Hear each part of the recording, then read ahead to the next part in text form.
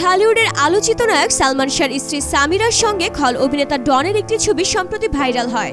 ছবিটিতে সালমান হত্যা মামলার অন্যতম আসামি ডনের সঙ্গে বেশ অন্তরঙ্গ অবস্থায় দেখা যায় এই নারীকে। ডিভোর্স শব্দটি সালমানের মৃত্যু ফাঁদ, এই শিরোনামে অপরাধ চক্র সাময়িকী বেশ কয়েক বছর আগে একটি প্রতিবেদন করেন মঞ্জুষী বিশ্বাস। সেই প্রতিবেদনে বেশ কয়েকটি ছবি জুড়ে দেওয়া হয়, তার মধ্যে ভাইরাল হওয়া ওই ছবিটিও ছিল। ভাইরাল হওয়া ছবিটিতে ডনের সঙ্গে যে নারীকে দেখা গেছে সেটি নিজে নন বলে দাবি করেছেন সামিরা। তিনি বলেন, এটা আশা ভালোবাসা নামের একটি সিনেমার শুটিং চলাকালীন তোলা। ডনের সঙ্গে যে মেয়েটিকে ওই ছবিতে দেখা যাচ্ছে ওটা আমি নই, ওটা নায়িকা সাবরিনার সঙ্গে ডনের ছবি।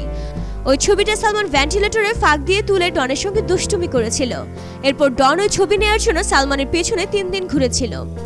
দেখুন, সালমান শাহ সম্পর্কে আপনাদের ইমোশন আমি বুঝি, শ্রদ্ধা করি। ইমন আমাকে ভালোবাসতো, আমি ইমনকে ভালোবাসতাম, এখনো ভালোবাসি।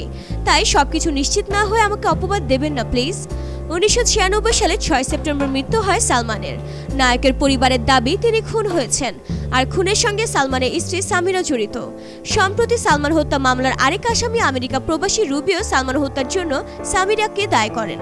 তবে সামিরা ও তার পরিবারের দাবি সালমান আত্মহত্যা করেছেন। 21 বছর পেরিয়ে গেলেও এই হত্যাকাণ্ড বা আত্মহত্যা নিয়ে কোনো কুল কিনারা হয়নি। সময়ের সাথে তাল মিলিয়ে চলতে এবং সবার আগে সব ধরনের খবর পেতে আমাদের ইউটিউব চ্যানেলটিতে এখনই সাবস্ক্রাইব করুন। আর ভিডিওটি ভালো লেগে থাকলে লাইক দিয়ে কমেন্টস করুন এবং পরবর্তী আপডেটের জন্য সাবস্ক্রাইব করতে ভুলবেন না। ভিডিওটি দেখার জন্য ধন্যবাদ।